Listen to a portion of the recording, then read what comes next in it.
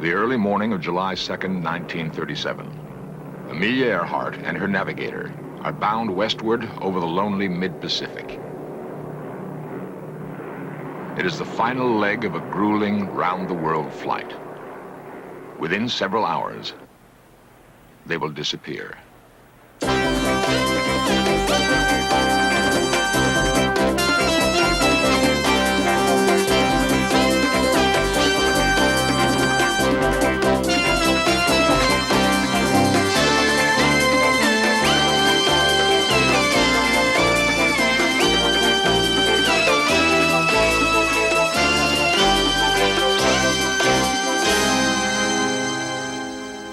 Now, nearly 40 years after Amelia Earhart's disappearance, there are surprising new theories to explore.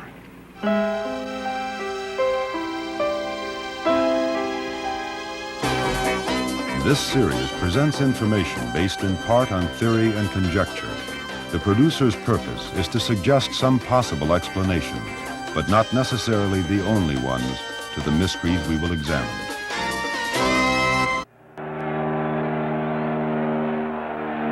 In 1932, Amelia Earhart returns home triumphantly. Against incredible odds, she is the first woman to have flown the Atlantic Ocean to Ireland all alone. America is crippled by the Depression, but for this brave woman, the nation gladly musters its most lavish welcome. Her courage has captured the hearts and imagination of the entire world. It's much easier to fly the Atlantic Ocean now than it was a few years ago. I expect to be able to do it in my lifetime again. Possibly not.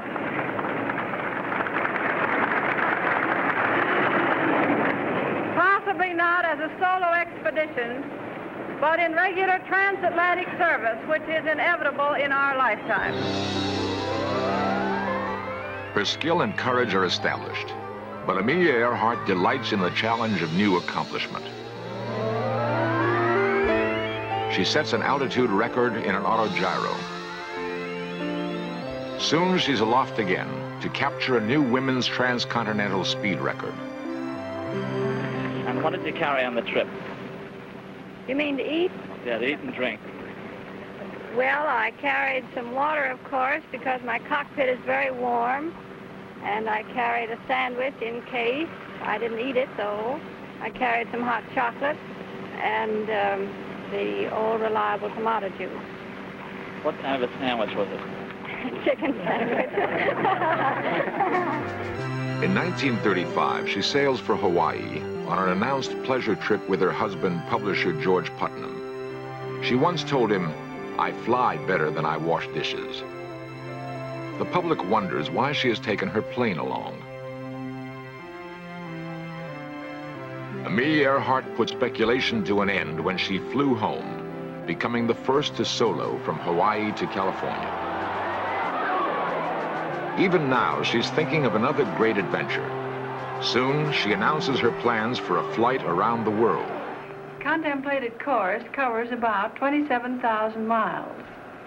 It will be the first flight, if successful, which approximates the equator. The plane I'm using on the proposed flight is a transport plane. It is for Lockheed Electra, normally carrying 10 passengers and 2 pilots. This airplane will take Amelia on her most challenging and hazardous flight.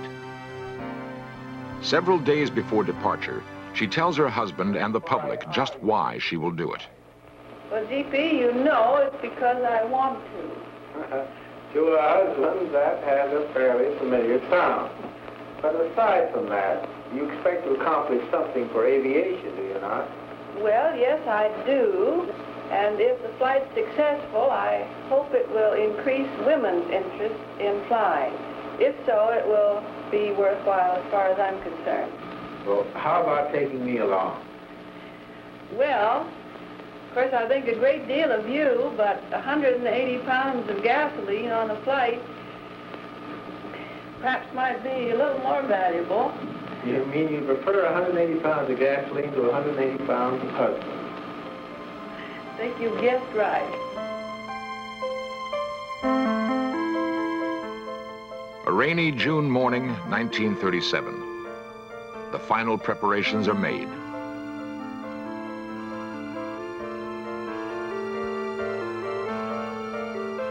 In the next 40 days, Amelia and her expert navigator, Fred Noonan, will fly 3/4 of the way around the world.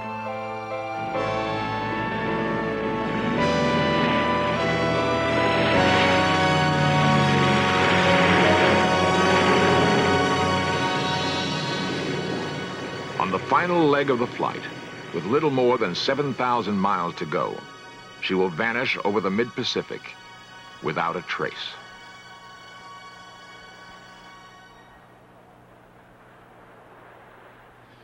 The news that Amelia Earhart was lost registered shock and disbelief throughout the world. She'd come within days of achieving her goal, and for many it was difficult to accept that so courageous a woman could be gone so suddenly.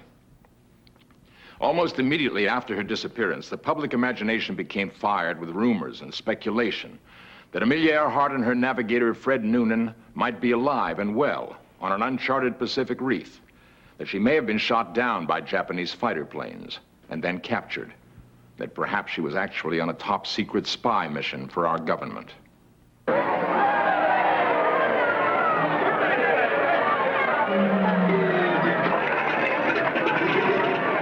5 years after her disappearance, a Hollywood film starring Rosalind Russell does much to keep rumors about Amelia Earhart alive. Miss Carter, we want you to do a job for us. A big job.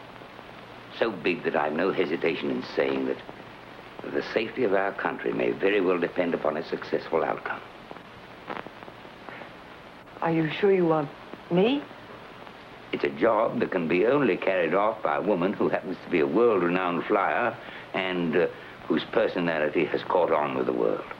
You land on that little speck right there, Gull Island. The top-secret mission calls for the lady flyer to deliberately ditch near a small Pacific island where food and provisions have been stored.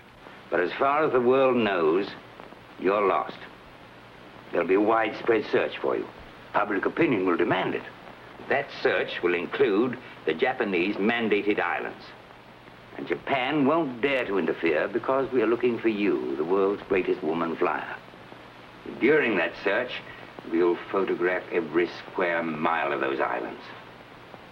Then, when war comes, we'll be able to defend ourselves against attack and strike back at the nerve centers of their empire.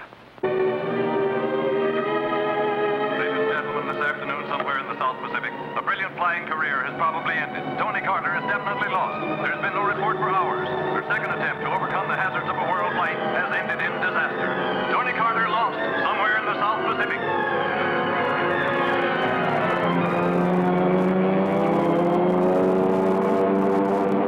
When she learns the Japanese know of the plan, she ditches where no one can find her.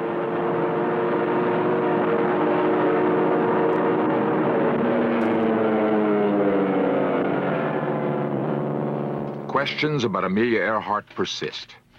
Yet retired Air Force Major Joseph Jervis has devoted nearly 20 years of research to what he believes is the answer. The last flight was really a military flight. 2 civilian people flying a civilian aircraft on a mission for the then President of the United States, Franklin Roosevelt. Purpose of the flight was to overfly the Truk atoll in the Pacific where the Japanese were secretly fortifying, to take pictures of it, and to return back to the United States with photographic evidence to present to the League of Nations that Japan was in violation of the treaty.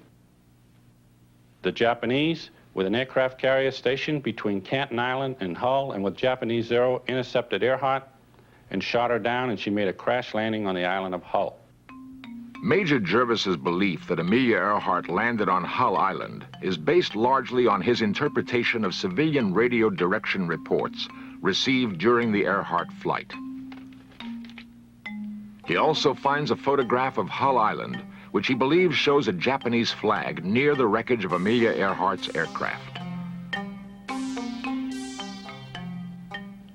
From a former Japanese soldier, Ramon Cabrera, Jervis learns that in 1937, a woman pilot was interrogated by this Japanese officer and then taken captive to Japan.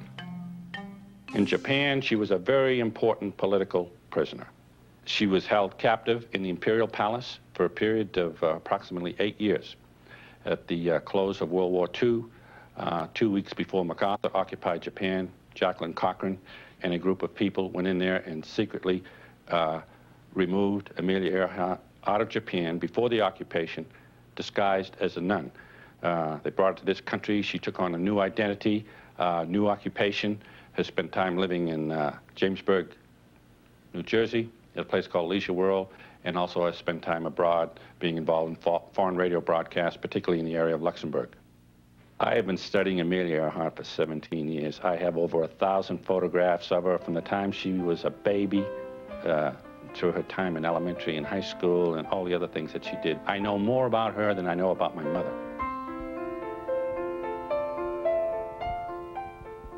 Well, Amelia Earhart, I believe, has taken on an identity of the name of Irene Bolam.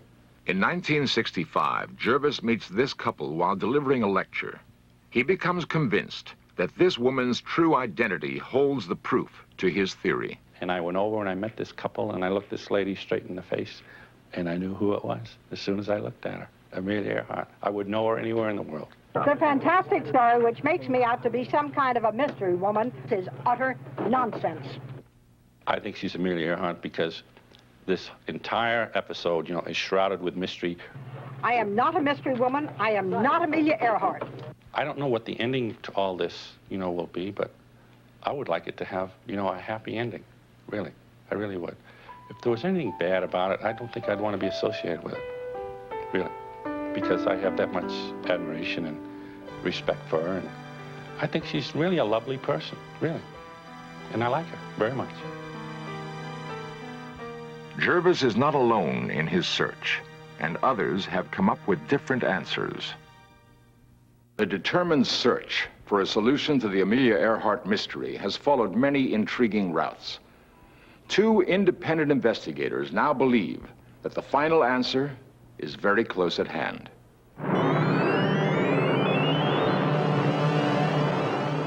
The Pacific leg of Earhart's last flight is by far the longest and most dangerous. Her first destination is a refueling stop at Howland Island. A tiny 2-square-mile atoll in the mid-Pacific, it juts only 15 feet above the sea. The Coast Guard cutter Itasca stands off Howland to provide Earhart with radio assistance. On the morning of July 2nd, Earhart radios that she is low on fuel in the vicinity of Howland, but cannot find the island. A world record-holding pilot and navigator, Captain Elgin Long has carefully studied a wealth of detailed information about Amelia Earhart's last flight. He has analyzed such things as the fuel consumption of Earhart's plane, the strength of radio signals received by the cutter Itasca, and the effect on the flight of crosswinds, which Earhart did not even know were there. With this data, Captain Long has reconstructed a sophisticated navigational model of Amelia Earhart's final flight. Actually, I think everything went smooth in the flight. All indications are up until they reported over Howland Island at 7:42. At that time, they said, we should be on you, but we cannot see you. In other words, they thought they were at Howland. They didn't know anything was wrong up until then. Now, I can't find, the evidence doesn't indicate any single mistake that anyone made that caused them to miss the island, which they obviously did. Rather, it's a series of small errors that compounded themselves, and unfortunately all in the same direction, which caused it all to happen, and indeed they did miss the island. And of course, once they couldn't find the island, they searched for it for over an hour and ran out of fuel, and their fuel was exhausted, and then were forced to ditch the airplane into the sea. In the movie, Flight for Freedom, the end was depicted this way.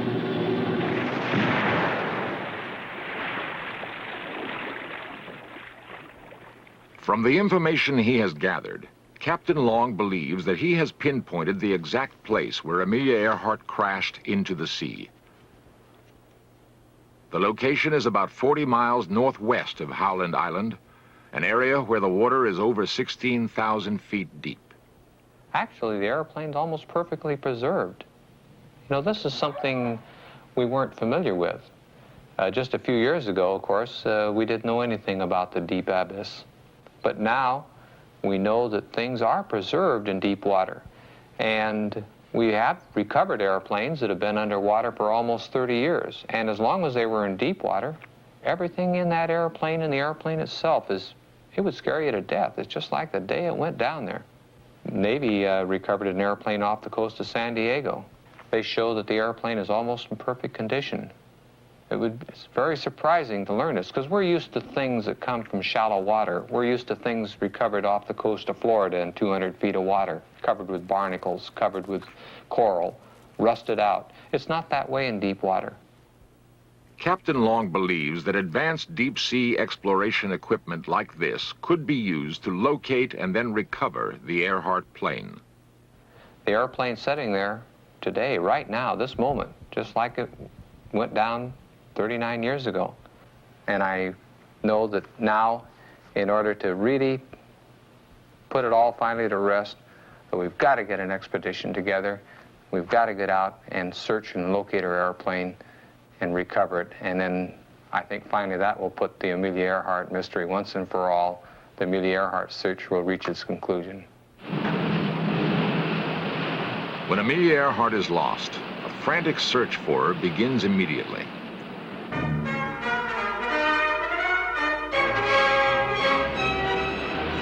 It is the largest naval sea hunt of its kind in history. 63 planes scout the Pacific.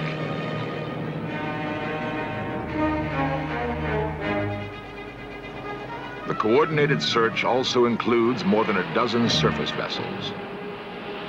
In 3 weeks, 250,000 square miles of ocean are carefully scanned. There is no sign of Amelia Earhart.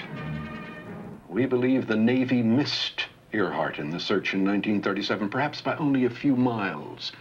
Radio messages were received after the disappearance by amateur radio operators along the west coast of the United States, and they were also received by Navy radio stations.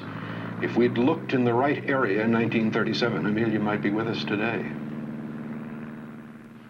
Newsman Fred Gerner has spent more than 16 years investigating the disappearance of Amelia Earhart.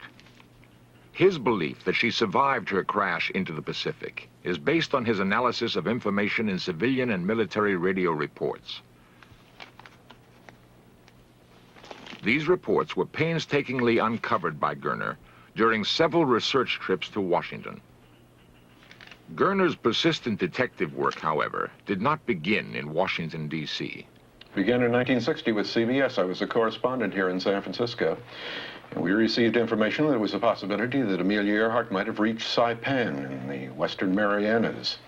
And I was sent by CBS News to Saipan to find out if there was supporting information. Saipan Island is nearly 1,500 miles northwest of Earhart's destination at Howland Island.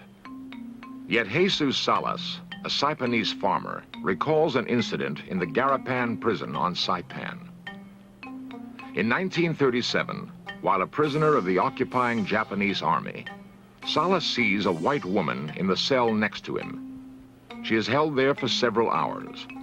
Prison guards tell Salas that she is a captured American pilot. Salas never sees her again. Jose Pangellan, a grocer on Saipan, remembers seeing a white woman on the second floor of a compound hotel several times. He hears that she is a captured pilot and spy.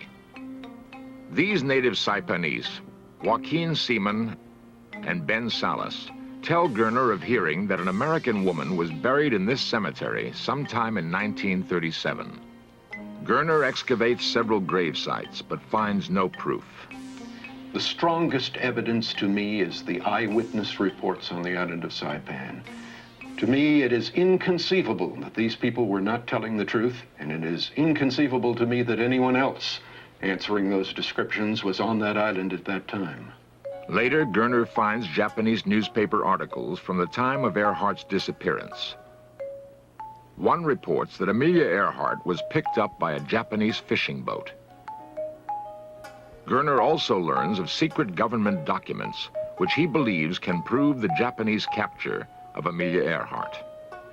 It is my belief that Amelia landed on a small reef area between Howland Island and Canton in the northern Phoenix group, was picked up after our search by the Japanese, taken to Saipan. She died in Japanese custody, and the proof of her Japanese custody is contained in records of the Counterintelligence Corps captured from the Japanese at the end of World War II. Those records are today classified in Washington. They are records, supposedly, of a Japanese interrogation of Earhart, and I think that a final answer to the mystery is going to be written. Alas, Amelia Earhart is not alive and well and living in New Jersey. I wish that she were. In at least some sense, Amelia Earhart is alive. For in the memory of her courage, her passion, her dedication to an ideal, she still touches many of us. It has been nearly 40 years since Amelia Earhart vanished, and the final answer to her disappearance is still an enigma. There's a vast amount of convincing, yet sometimes contradictory evidence, which can support any one of several explanations. But who is right? For at least 3 men, the search for the answer will continue. It will go on until someone proves without the slightest doubt the final fate of this daring and charismatic woman. Before the takeoff on her last flight, Amelia wrote to her husband, "Please know that I am quite aware of the hazards. I want to do it because I want to do it. Women must try to do things as men have tried. When they fail, their failure must be but a challenge to others."